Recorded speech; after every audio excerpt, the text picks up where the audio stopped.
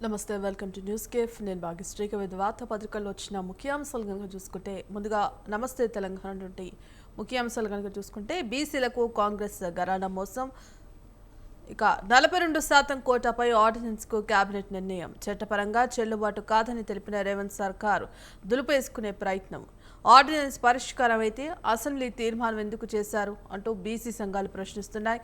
రాజ్యాంగ సవరణ సాధ్యపడేది తెలిసే ఏమార్చి ఎత్తుగడ కోర్టుకు ఎవరు వెళ్ళినా బీఆర్ఎస్ వెళ్తే వేలెత్తి చూపే పన్నాగం ఫిబ్రవరి 27న డెడికేటెడ్ కమిషన్ నియమిస్తూ ఉత్తర్వులు మార్చి 6 కల్లా నివేదిక సిద్ధమవడంపై అనుమానాలెన్నో వారంలోనే వండివార్చిన రిపోర్టు విశ్వసనీయత ఎంత బీసీల సంఖ్య తక్కువగా చూపారని సర్కార్పై విమర్శలు రాష్ట్రం చేపట్టిన కులగణన చెల్లబోదన్న కేంద్ర ప్రభుత్వం అయినా డెడికేటెడ్ కమిషన్ రిపోర్టుకు కేబినెట్ ఆమోదం ఇప్పటి వరకు నివేదికను ప్రజల ముందు ఉంచని ప్రభుత్వం రిజర్వేషన్లు ఎగవేతక స్థానిక ఎన్నికలు తప్పించుకునేందుక బాబు తరహా ఎత్తులు జిత్తులతో ఏమార్చుతున్నారన్న రేవంత్ ఇక బీసీ సంఘాల మండుపాటు ఆందోళన సమయత్తం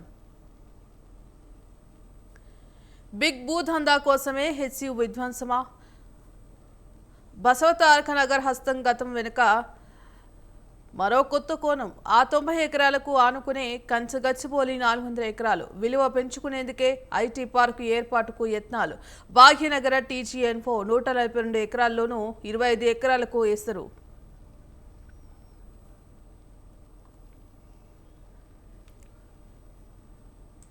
ఇక ఆంధ్రజ్యోతి ఎడిషన్ చూసుకుంటే గురువుల గౌరవం పెంచుతాం గ్రామాల ఆలయాల వంటివి ప్రభుత్వ బడులు వాటిని తల్లిదండ్రులు టీచర్లే కాపాడుకోవాలి చదివిన బడికి పూర్వ విద్యార్థులు చేతనివ్వాలి పీటీఎం 2.0 స్ఫూర్తి ఇదే పేరెంట్ కమిటీలు నా కళ ఆ కమిటీలను లోకేష్ మరో ఎత్తుకు చేర్చారు బ్యాగులు పుస్తకాలపై నాడు నేతల ఫోటోలు మరుగుదొడ్డి ఫోటోలు పంపాలని టీచర్లపై ఒత్తిడి ఆ రోజులు పోయాయి ప్రభుత్వం బడిలో నో వేకెన్సీ బోర్డులు పెట్టే పరిస్థితి తెచ్చాం 12 డిఎస్సీలు ఇచ్చాం తాజాగా మెగా డిఎస్సీ కూడా మా గణితే గురు పౌర్ణమి రోజున మెగా పీటీఎంతో గిన్నిస్ రికార్డ్ లిక్కర్ డాన్లు ముడుపుల డెన్లు మద్యం ముడుపుల కోసం రహస్య స్థావరాలు హైదరాబాద్లో 5 తాడపల్లిలో 1 జగన్ ప్యాలెస్ కు సమీపంలోనే డెన్ అక్కడి నుంచే ప్రకాశం నెల్లూరు చిత్తూరు ఎన్నికల ఖర్చుకు 250 కోట్లు తరలింపు సిద్ధం సభలకు లిక్కర్ సొమ్ము ఖర్చు కొంత హవాలా మార్గంలో విదేశాలకు పకడ్బందీ వ్యూహంతో సేకరణ పంపిణీ ఏవన్ రాజ్ డైరెక్షన్లో కిరణ్ సైమన్ నిర్వహణ డెన్లు మార్చేస్తూ చిక్కకుండా ఎత్తుగడ సిద్ దర్యాప్తులో విస్తుపోయే అంశాలు ఉత్తరాల వరదలు దక్షిణాల ఎంటలు మధ్య తూర్పు వాయువ్య భారతన కుంభవృష్టి మధ్య భారతంలోనే తిష్టవేసిన నైరుతి 2-3 రోజుల్లో దక్షిణాదికి రాక రాష్ట్రంలో వర్షభావ పరిస్థితులు 4 జిల్లాల్లో దుర్భిక్ష పరిస్థితులు ఇక 8 జిల్లాల్లో సాధారణం మిగిలిన జిల్లాలో తక్కువ వర్షపాతం 13 నుంచి ఉత్తర కోస్తాలో 15 నుంచి సీమలో వర్షాలు రెవెన్యూ మాన్యువల్ సిద్ధం సీసీఎల్ఏ వెబ్సైట్లో అప్లోడ్ చట్టాలు రూల్స్ జీవోలు సకలం అందులోనే అధికారులు ప్రజలకు అందుబాటులోకి బనకచెర్లకు వాడేది వరద జలాలే రాష్ట్ర ప్రజల వనరుల శాఖ వాప్కోస్ నివేదిక నేడు జలశక్తి శాఖకు జల సంఘానికి అందజేత ఇక కేంద్రంతో చర్చలకు 14న ఢిల్లీకి సీఎం బనకచెర్ల ఆవశ్యకతపై ఢిల్లీ పెద్దలకు నివేదిక పోలీస్ పరీక్షా ఫలితాలు విడుదల త్వరలో 6100 కానిస్టేబుల్ పోస్టుల భర్తీ దుబాయ్ రియల్ ఎస్టేట్లో మనోల్లో పెట్టుబడులు ఈడీ నోటీసులు అవినీతి సొమ్ముతో ఎమిరేటర్లు ఏపీ తెలంగాణ నేతల స్థిరాస్తుల కొనుగోలు క్రిప్టో హవాలా మార్గాల్లో చెల్లింపులు అద్దె రూమ్లలో ఏటా 15% రాబడి సంపాదనను రిటర్నులో చూపకుండా పన్ను ఎగవేస్తున్న వారిపై ఐటీ కన్ను ఇక రహస్య మార్గాల్లో వివరాల సేకరణ వాటి ఆధారంగా నోటీసులు ఇస్తున్న ఈడీ మీడియాపై దాడి చేస్తే కఠిన చర్యలు న్యూస్ కవరేజ్ కు వెళ్లిన వారిని కొట్టడం హేయం వైసీపీ నాయకుల దగ్గర నుండి దాడి చేయించారు ముఖ్యమంత్రి చంద్రబాబు ఆగ్రహం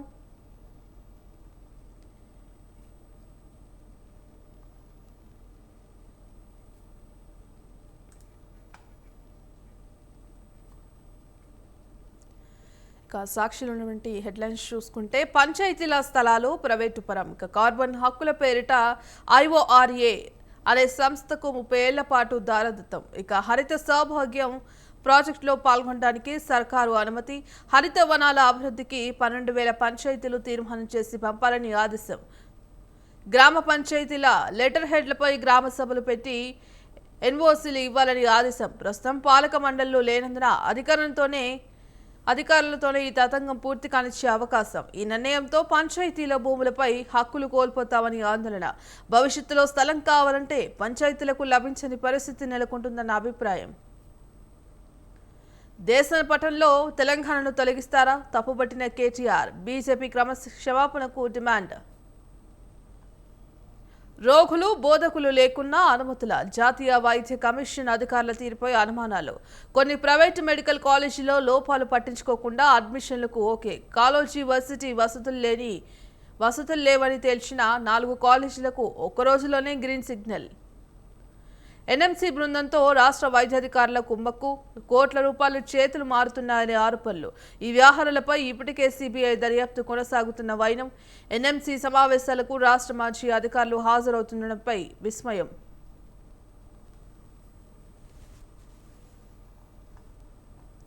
ఇక వివిధ వార్తాపత్రికల్లో వచ్చిన ముఖ్య అంశాలపై విశ్లేషణ అందించడానికి పొలిటికల్ అనలిస్ట్ దుగ్గరాజు గారు ఉన్నారు. దుగ్గరాజు గారు నమస్తే అండి.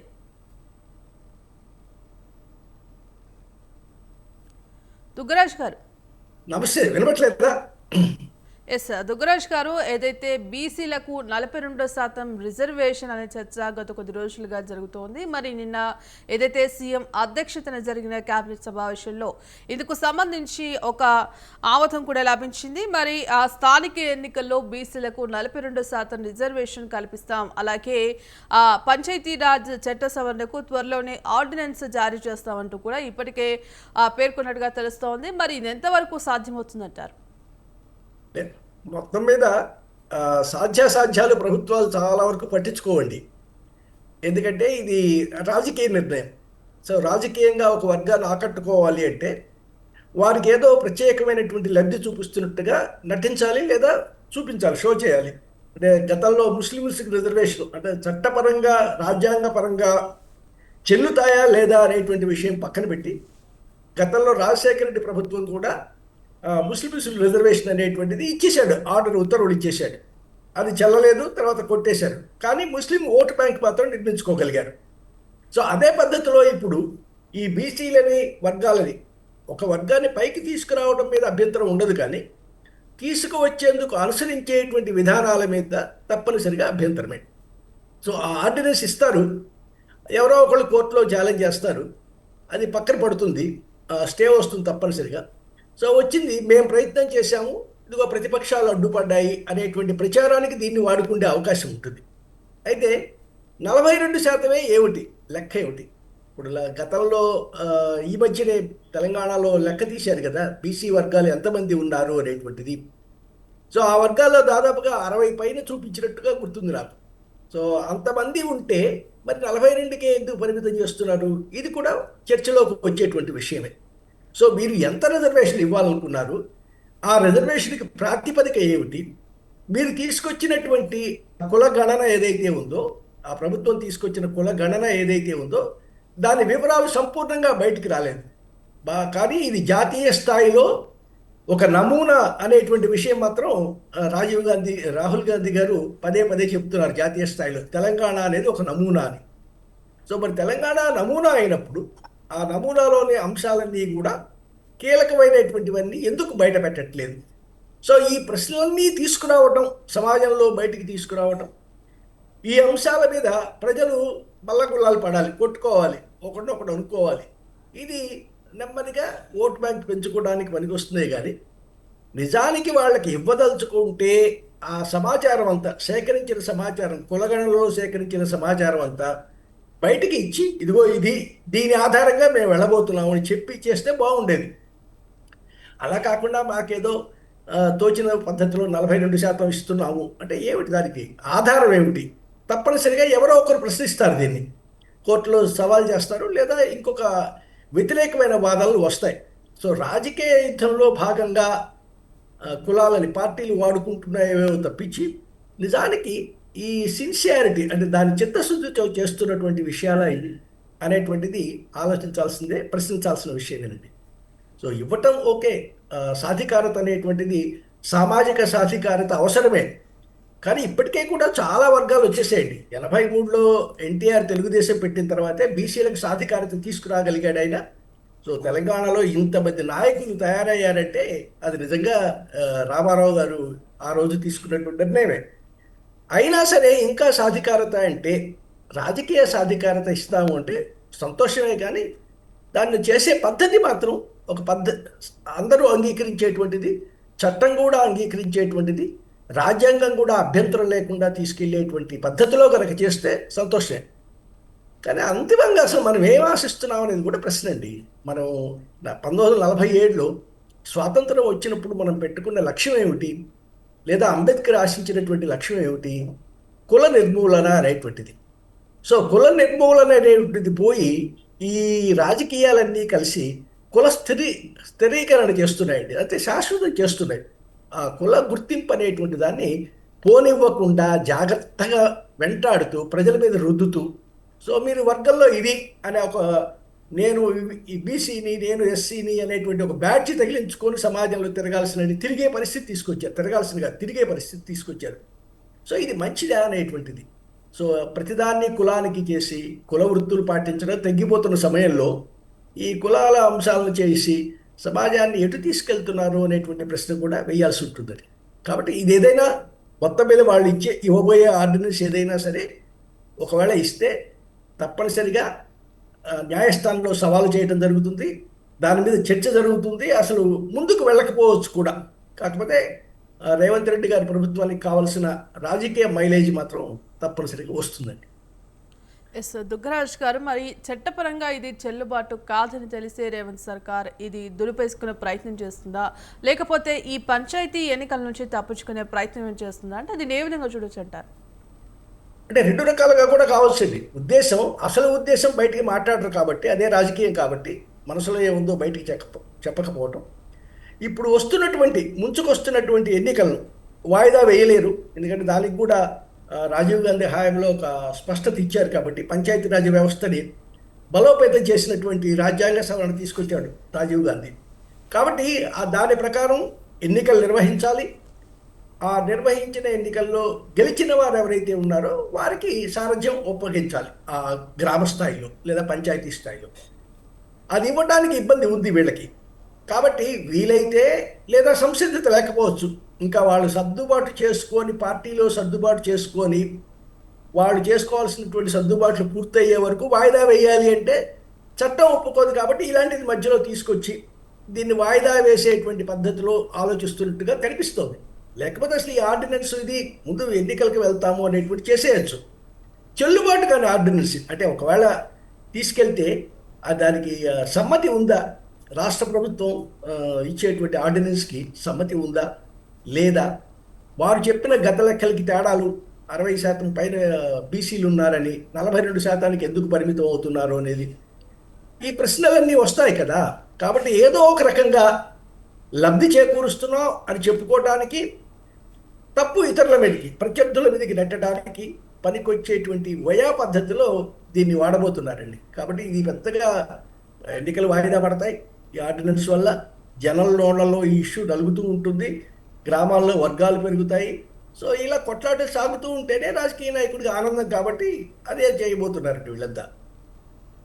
ఎస్ దుగ్గరాజుగా, మరి ఆ ఆర్డినెన్స్ పరిష్కారం అయితే మరి అసెంబ్లీలో ఎందుకు తీర్మానం చేశారు, అసెంబ్లీలో తీర్మానం చేసి ఎందుకు కేంద్రానికి పంపారంటూ కూడా ఇప్పటికే పలు బీసీ సంఘాల నాయకులు కూడా పెద్ద ఎత్తున ఆగ్రహం వ్యక్తం చేస్తున్న పరిస్థితి కనిపిస్తోంది. మరి ఇదంతా చూసుకుంటే ఒక రాజకీయ డ్రామాలాగా అనుకోవచ్చా? ఎందుకంటే పంచాయతీ స్థానిక ఎన్నికలు సమీపిస్తున్న వేళ ఇది దాన్ని దాటివేసే ప్రభుత్వం ప్రయత్నం అయితే చేస్తుంది అనుకోవచ్చా? తప్పకుండా అండి. ఇప్పుడు రాజకీయ లబ్ధి లేకుండా ఎవ్వరూ ఏ పని చేయట్లేదండి. ఒక తెలంగాణ ప్రభుత్వం అనే కాదు, ఏ ప్రభుత్వం అయినా వారు తీసుకుంటే ప్రతి నిర్ణయం వెనకాల రాజకీయ లబ్ధి గురించిన ఆలోచన ఉంటుంది. నాకేమిటి అనేటువంటి ప్రశ్న వేసుకుంటున్నారు వాళ్ళు, నా పార్టీకి ఏమి లాభం వస్తుంది అనేటువంటిది. సో అందులో భాగమే ఇది కూడా. సో మనకి ఏమొస్తుంది, మనకు దూరమైన వర్గాల్లోని ఎన్ని వర్గాలను మళ్ళీ మన వైపు తిప్పుకోగలుగుతాం, కాంగ్రెస్ వైపు. సో బీఆర్ఎస్ వైపు వెళ్లకుండా, బీజేపీ వైపు వెళ్లకుండా మనతో ఉంటేనే వారికి మేలు జరుగుతుంది అనేటువంటి ఆలోచన, ఆశ కల్పించాలి సమాజంలో బీసీ వర్గాలకి. సో ఆ ప్రయత్నంలో ఇప్పుడు అందరూ బీసీ వర్గాలనే అంచనా వేసుకొని వస్తారు. జనాభా పరంగా వారు చాలా ఎక్కువ కాబట్టి సమాజంలో. సో ఎవరి లబ్ధి వాళ్ళు చూసుకుంటూ వెళ్తారు. అధికారంలో ఉన్న వాళ్ళు ఎక్కువ శాతం లబ్ధిని ఆశించి చేస్తారు. సో ఇది సమాజంలో రేపు జరగబోయేది కూడా ఇదే. ఈ తెలంగాణ సమాజంలో చర్చ విపరీతంగా వెళ్తుంది. ఏ వర్గాలకి అంత ఒక బీసీ అనే పదంతో ఆగిపోదు కదా. మళ్ళీ బీసీలో ఉన్న వివిధ వర్గాలు ఏవైతే ఉన్నాయో, కులాలు ఏవైతే ఉన్నాయో వాళ్ళు పోట్లాడుకుంటారు మళ్ళీ. మాకు ఎక్కువ రావాలి, మా జనాభా ఎక్కువ, మాకు ఎక్కువ రావాలి. ఈ గందరగోళం సాగించడమే ఉద్దేశం అండి. ఇదే జరుగుతూ ఉంటుంది నాటకంగా. నాటకీయమే ఇదంతా కూడా, ఏమి సందేహం లేదు దీంట్లో. ఎస్ దుగ్గరాజు గారి మరో అంశం చూసుకుంటే గత కొద్ది రోజులుగా మనం చూస్తున్నాం బనకచెర్లపై అనేక చర్చలు జరుగుతున్నా అయినప్పటికీ ఇది ఒక కొలిక్కి రావడం లేదు. మరి ఈ నేపథ్యంలో బనకచెర్లపై సమగ్ర నివేదికను కూడా ఇచ్చేందుకు 14న ఆ కేంద్రంతో చర్చలు జరిపేందుకు ఢిల్లీకి సీఎం చంద్రబాబు వెళ్తున్నారు. మరి ఇప్పటికైనా ఇది ఒక కొలిక్కి వచ్చే అవకాశం కనిపిస్తుందంటారా? అంటే పోలవరం నుంచి బనకచెర్లకి నీరు తీసుకెళ్ళటం అనేటువంటిది చంద్రబాబు గారు ప్రతిపాదించినటువంటి ప్రాజెక్ట్. అయితే ఇది నిజంగా సాధ్యాసాధ్యాల గురించి ఆలోచించారా? ఎంత ఎత్తుకు వాటిని పైకి తీసుకువెళ్ళాలి? పోలవరం ఎక్కడుంది? రాయలసీమలోని బనకచెర్ల ఎక్కడ ఉంది? దీన్ని పంపింగ్ చేయటం అసలు సాధ్యమా? సో ఇది ఆంధ్ర ప్రాంతానికి మరో కాళేశ్వరం ప్రాజెక్ట్ అండి ఇది. సో కాళేశ్వరం అనేటువంటి దానివల్ల తెలంగాణ ఎంతగా నష్టపోయిందో కాళేశ్వరం ప్రాజెక్టు వల్ల, అటువంటి భారీ ప్రాజెక్టే ఆంధ్రప్రదేశ్లో వీళ్ళు చేస్తున్నటువంటిది. సో గోదావరిలో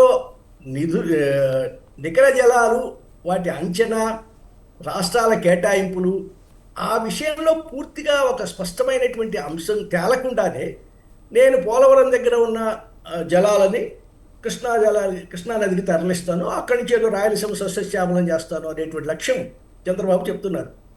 అయితే అసలు ఎలా, ఎక్కడి నుంచి వెళ్తుంది ఇది? నిర్మాణపరమైనటువంటి అంచనాలు ఏంటి? 80,000 కోట్లు ప్రస్తుత అంచనా అండి దీనికి. ఈరోజు ప్రారంభ రోజున వెంచుకున్న అంచనా 80,000 కోట్లు. ఎప్పటికి పూర్తవుతుంది? కనీసం 10-15 సంవత్సరాలు పడుతుందని వాళ్ళే అంటున్నారు. సో 15 సంవత్సరాలకి ఎంత అంచనా పెరుగుతుంది?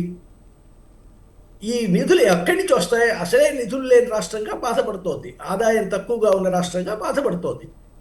అలాంటి రాష్ట్రం ఇంత పెద్ద భారీ ప్రాజెక్టు తీసుకోగలదా? పైగా నల్లమల అడవుల్లోంచి వెళ్ళాలండి. నల్లమల అడవులు అనేటువంటివి పులులకు సంబంధించినటువంటి రక్షిత ప్రాంతాలుగా ప్రకటించినటువంటివి.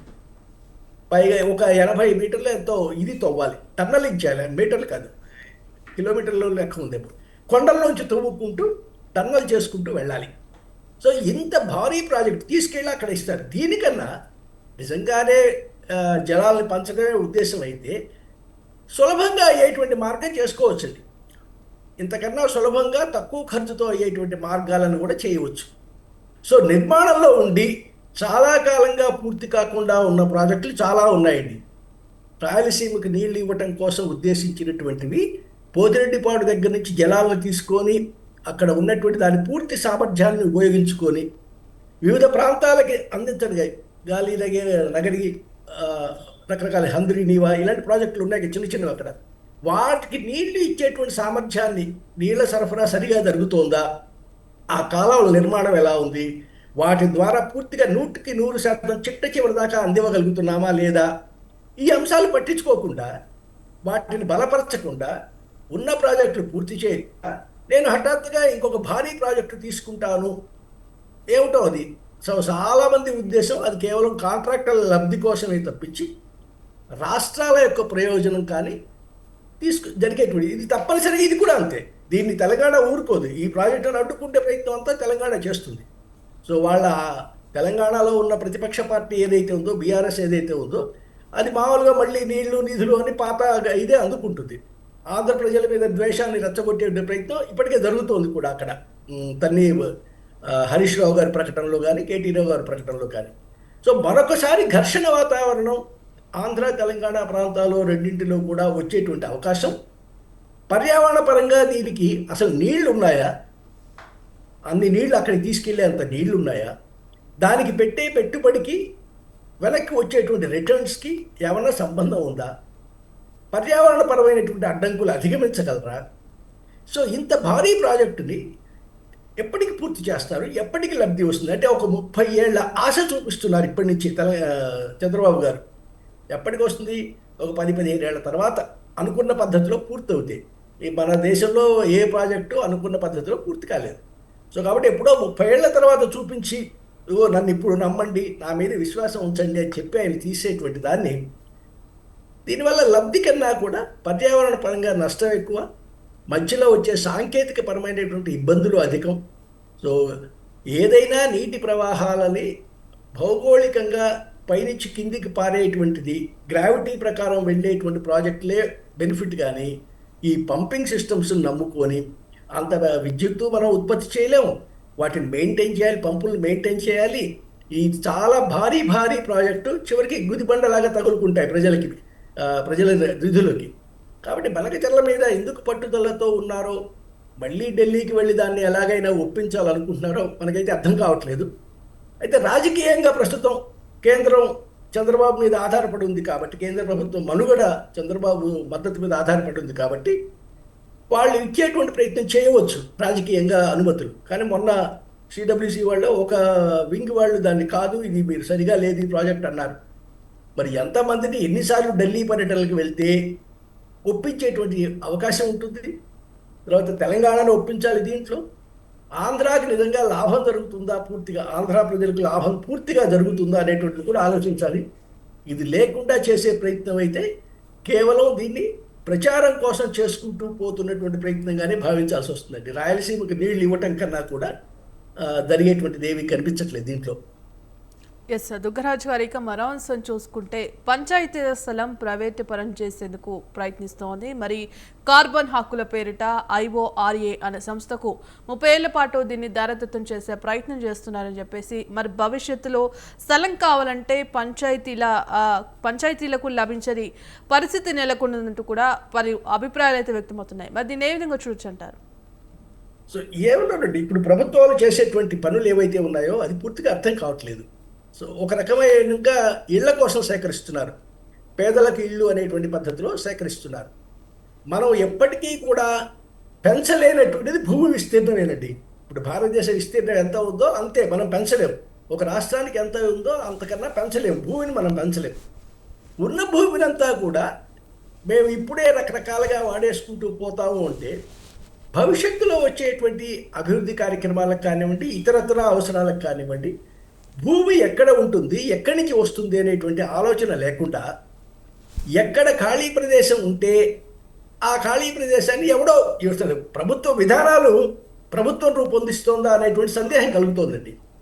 ఎందుకంటే ఎవడో కాంట్రాక్టరో లేదా ఆ ప్రణాళిక వల్ల లబ్ధి పొందేవాడో వాడు తయారు చేస్తున్నట్టుగా ఉంది ఈ ప్రణాళికలన్నీ కూడా. సో పంచాయతీలో ఏదో ఎక్కడ భూములు కొట్టేయాలనే ఆలోచన ఎవరికి వచ్చిందనుకోండి ఒక కాంట్రాక్టర్కి, ఆయన ఒక పథకంలాగా తయారు చేసి ఇదిగో ఇది తీసుకెళ్ళి ప్రభుత్వాలకు ఇస్తున్నాడా అనేది సందేహం. ఇదిగో ఇలా కనుక నాకు ఇస్తే, ఈ భూమి నాకు ఇస్తే నేను దీన్ని అభివృద్ధి చేసి దీంట్లో మీకు షేర్ ఉంటుంది. సో స్థానిక ఎమ్మెల్యేకి నేను ఇస్తాను, ఎంపీకి ఇస్తాను, మీ పార్టీ వారు ఎవరు చెప్తే వాళ్ళకి ఇస్తాను, మీ పార్టీ ముఖ్య నాయకులు కూడా నిధులు ఇస్తాను, భూమి నాకు ఇవ్వండి అని చేస్తున్నారు. సో ఇది నిజంగా రాజకీయ పార్టీలు అంగీకరిస్తున్నాయి దీన్ని. ఈ పద్ధతిలో భూములను ప్రైవేటు వర్గాలకి కనుక దారాదత్తం కనుక తీసుకుంటూ వెళ్ళిపోతే గ్రామస్తులకి ఆ భూమి మీద, అంటే తమ గ్రామంలో ఉన్న భూమి మీద ఆ గ్రామస్తులకే సరైన పెత్తనం లేకపోతే అసలు ఈ పంచాయతీ వ్యవస్థ ఎందుకు? రేపు ఎన్నికలు మాత్రం ఎందుకు? ఈ ఎవరికైతే ఒప్పజెప్పిస్తున్నారో, ఏ ప్రైవేటు వర్గాలకైతే ఒప్పజెప్పిస్తున్నారో వాటినే గ్రామాల్లో పాలన చేయమంటే సరిపోతుంది కదా. సో ఎందుకు ఈ 30 ఏళ్ళ లీజులు ఏమిటి? వాళ్ళ పరిధి దాటి ఆ లీజు ఇవ్వటం ఏంటి? ఎందుకు ఇస్తున్నారో తెలియకుండా ఏం చేయబోతున్నాడు? గ్రామానికి మేలు చేసే పని ఏమన్నా చేయబోతున్నాడా? ఆ గ్రామాల్లో పెట్టే పరిశ్రమల వల్ల ఆ గ్రామస్తుల జీవితాలు బాగుపడతాయా? ఆ గ్రామస్తులు చేసేటువంటి కాలుష్యం లేకుండా ఉంటుందా? వారి పంటలకు దెబ్బ తగలకుండా ఉంటుందా? సో ఇలా అమాయకులైనటువంటి జనాన్ని మోసం చేస్తూ ఆ భూములతో అటు ఇటు చేస్తూ లేదా వారికి ఇష్టమైన వ్యక్తులకి అందించడం. మరి ఇప్పుడు చూస్తున్నదంతా కూడా ఇదే. ఆ ప్రభుత్వం ఉండగా వాళ్ళకి భూములు ఇచ్చింది అని ఈ ప్రభుత్వం ఆరోపిస్తుంది. సరిగ్గా ఈ ప్రభుత్వం, కొత్త ప్రభుత్వం రాగానే మళ్ళీ వీళ్ళకి కావాల్సిన వాళ్ళకి, అంటే మనుషులు మారుతున్నారు, లబ్ధిదారులు మారుతున్నారు, కానీ విధానం మాత్రం మారట్లేదు. తమ తమ వర్గాలకి కావలసిన వాళ్ళకి, తమ ఆప్తులకి, తమ ఆశ్రిత సంస్థలకి మాత్రమే భూముల్ని కట్టబెడుతున్నారు. ఈ భూములు కట్టబెట్టడం అనేటువంటి దీనివల్ల ఒకప్పుడు విలువ లేని భూములు, తెలంగాణ ప్రాంతంలో పెద్దగా విలువ ఉండేటువంటి భూములు కావు, పంటలు అవి లేక. కానీ ఇప్పుడు విలువలు పెరిగాయి, తెలంగాణలో కూడా విలువ పెరిగింది. సో విలువ పెరిగినటువంటి భూములను కొట్టేసేందుకు చేసేటువంటి పథకమే తప్పించి ప్రత్యేకంగా ఇదిగో ఇది ఏది కూడా బ్రాడ్గా మేము ఈ పని చేయబోతున్నాం అని సమస్త వివరంగా బయట పెట్టరండి. సో మేము ఎవరికో కట్టబెడతాం, వాడు చూసుకుంటాడు, వాడు ఏం చేస్తాడో చూడండి, వాడు చెప్పినట్టు మీరు వినండి అనేటువంటి పద్ధతిలో ప్రజల్ని నెడుతున్నారు తప్పించి, అలా కాదు మేము ఇలా చేస్తాం అనేటువంటి వివరణ ఇవ్వనప్పుడు ఇది ఘర్షణకు వెళుతుందండి. ఇది సమాజంలో ఘర్షణ, గ్రామాలలో విభేదాలు, ఈ గొడవలు మొదలవుతాయి. ఎందుకు సృష్టిస్తున్నారో తెలియదు. ఇప్పుడే ప్రశాంతపడి తెలంగాణ అభివృద్ధి పదంలో నడుస్తున్నప్పుడు ఎందుకు ఈ గోళలు, కొత్త రకమైనటువంటి ఆలోచనలు, పనికిమాలిన ఆలోచనలు చేస్తున్నారో అర్థమవట్లేదు. రైట్, థ్యాంక్ యూ అండి దుర్గరాజు గారు. వివిధ అంశాలపై విశ్లేషణ అందించినందుకు ధన్యవాదాలు. ఇక ఇది ఇవాల్టి న్యూస్ కేఫ్. కీప్ వాచింగ్ స్వతంత్ర.